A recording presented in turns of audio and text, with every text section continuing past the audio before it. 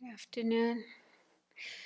So, as many of you probably know, today is the anniversary of my ordination. And for me, it's a really special day. I consider it more significant than my birthday. Although, if that hadn't happened, then I wouldn't have been ordained. So, I do thank my mother and father. and so, just a little bit about being ordained. I remember as a child having thoughts about becoming a nun because I was raised in a Catholic family and we went to church every Sunday and we went to Catholic schools. And when I heard about the saints, many of whom were nuns or monks, I did have thoughts how that would be a really wonderful lifestyle, just a life of prayer dedicated to God, peaceful and pure. But then as I got older, those kind of thoughts faded, partly because I just saw so many negativities in myself. I had a lot of anger and selfishness, and I thought, I don't think I could be a nun. But also, I had a lot of difficulty with some of the teachings of Catholicism and Christianity. And so by the time I was a teenager, I felt, no, that's not for me. I can't follow that tradition. But I was still very interested in spirituality, and I read books about mainly Eastern religions, and I really felt drawn, attracted to those traditions. And sometime in my late teens, I read the book Autobiography of a Yogi by Paramahansa Yogananda, which is all about true stories of people in India who were living a spiritual contemplative life. And it reawakened that feeling in myself. And it was just like this thing in my heart or in my gut that said, that's what I'm supposed to be doing with my life. And so then further reading of books about Indian religions, and eventually I decided to go there. And so I went to India. I arrived there in about 1973. So I realized it's like 50 years ago this year that I arrived in Dharamsala and started going to classes at the Tibetan library. And I really immediately just felt, this is it. And so I took teachings and I took refuge with my first teacher, Geshe Ngowan Darge. I also had the chance to meet the Dalai Lama, who I'd also been interested in since I was a teenager. And that was really wonderful.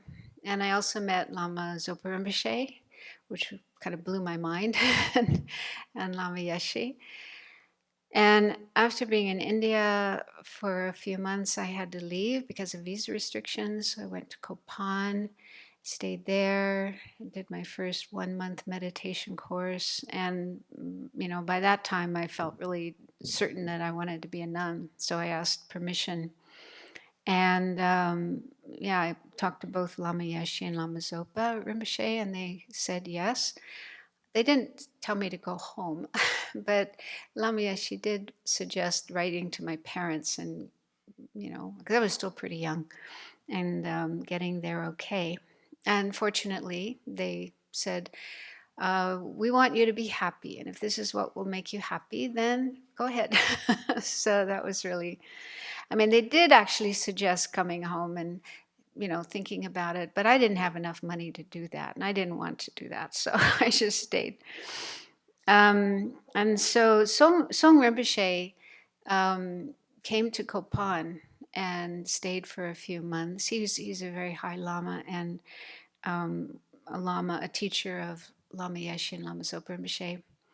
And so he's the one who conducted the ordination. He was the Upadhyaya, although I didn't know that term back then, but he was the main person.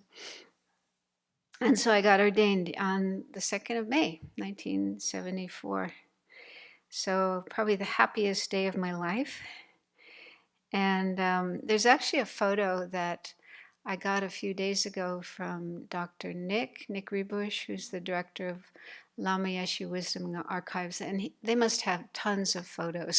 So if you need a photo of the lamas or the good old days, then It's not a very good photo. It's kind of bright. I think we were standing in the sunlight, but I thought some of you may not have seen photos of Song Rinpoche. So he's in the middle, a really wonderful, amazing Lama.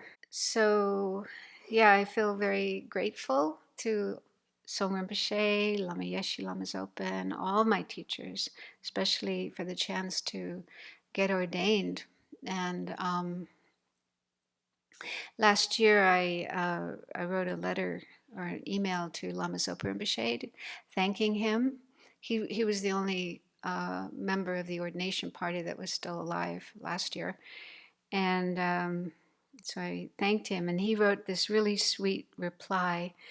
He said, "My very dear Sangye Kadro, billion times thank you for still being a nun. I hope you can reach 100 years or 200 years. Then having long, long, long white eyebrows and listen to this one, and tiny but very long chin beard."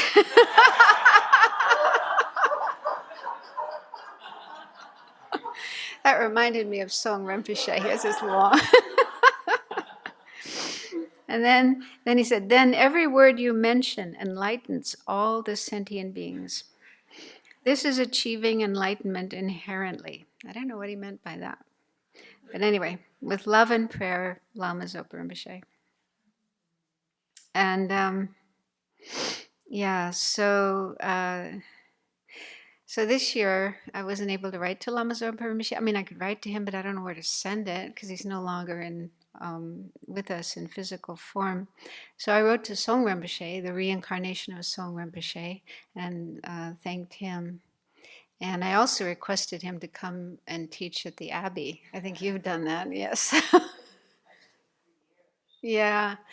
So he's finished his Geshe degree and his teaching, and I looked at a YouTube video of his teaching. His English is excellent, incredible English, and really beautiful, smiling face. So let's hope and pray that he does come here and teach us.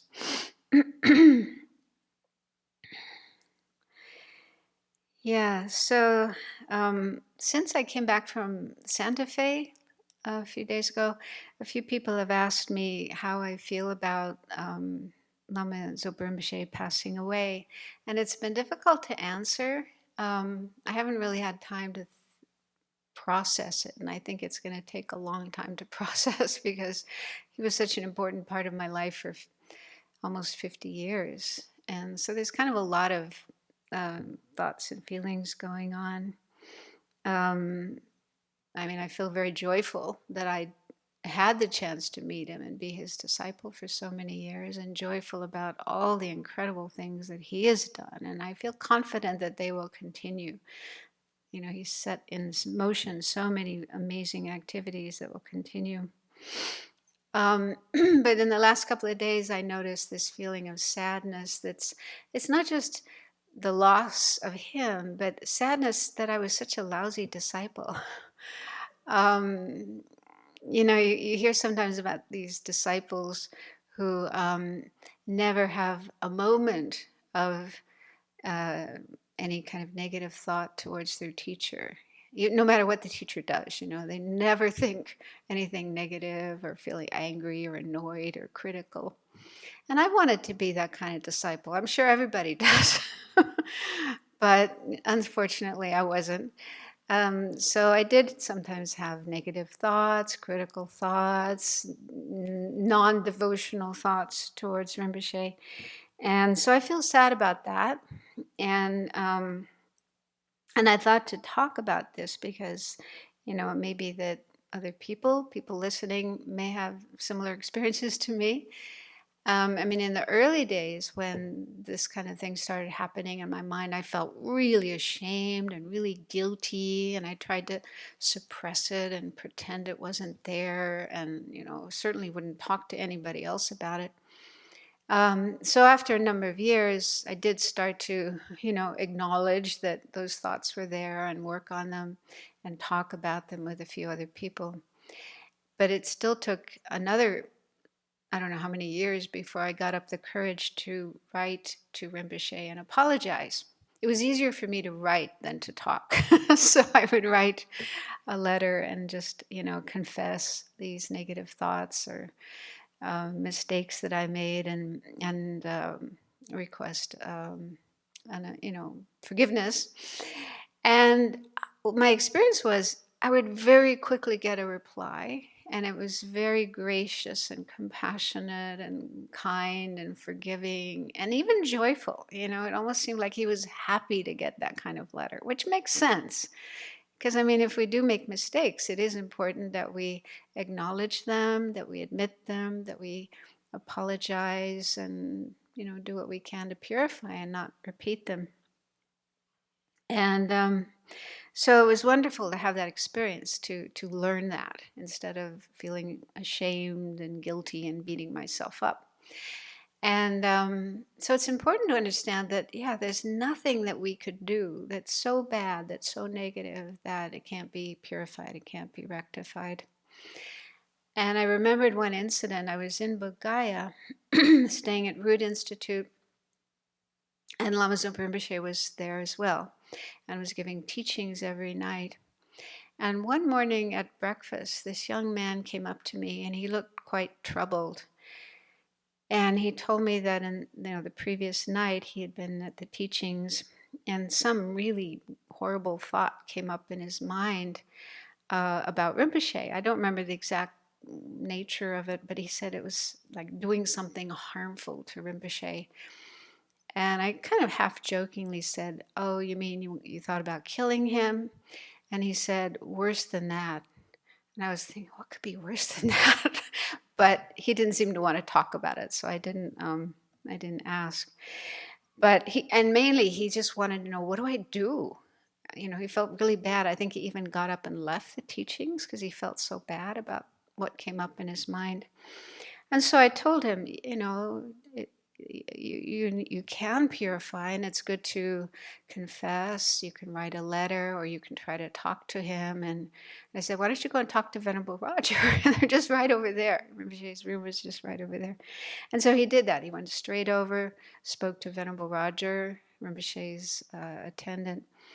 And then I found out later that Roger was very kind, very understanding, and brought this young man in to see Rinpoche right then and there. So he had a talk with Rinpoche, and Rinpoche was very reassuring and very kind and compassionate and so on.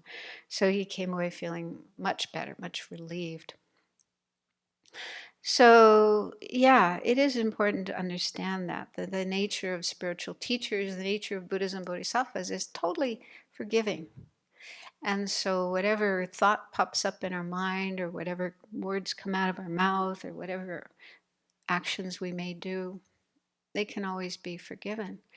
And so it's good, of course, to purify, do our own purification practice, 35 Buddhas, Vajrasattva, whatever, with the 4 opponent powers. But it's also good to, if you can, communicate to your teacher, either in person or through writing, and express your remorse over whatever mistakes you've made. So I've actually been doing that the last couple of days. I've been writing to Rinpoche, although I don't know where to send the letter, but it's still a good thing to do, I think, to put it into words, express the thoughts and feelings I have. And it is helpful to kind of get things off the chest. And I really have confidence that Rinpoche would be very pleased and happy and extend forgiveness. So again, I thought to mention that in case any listeners, have had thoughts or words or actions against teachers or anybody that they regret. That it is a helpful thing, a healthy thing to purify on your own, but also express remorse in relation to that person. And in fact, that's one thing I really like about this community. There is this transparency here that people feel free to talk about what's going on inside of it. It's rare. I mean, most communities, most spiritual communities I've been to, that doesn't happen. And so you may have something going on inside of you, but you feel like you have to keep it inside. And there isn't that space, that openness, that freedom to talk about it.